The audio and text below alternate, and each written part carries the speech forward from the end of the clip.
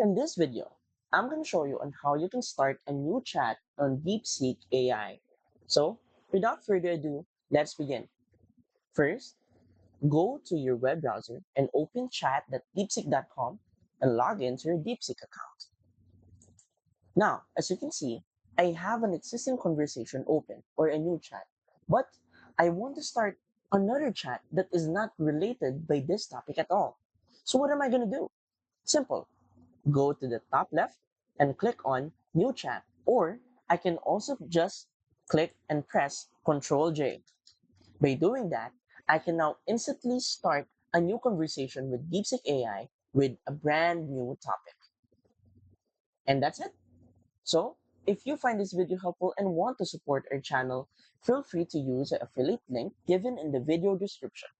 Thanks for watching, and I will see you in my next video.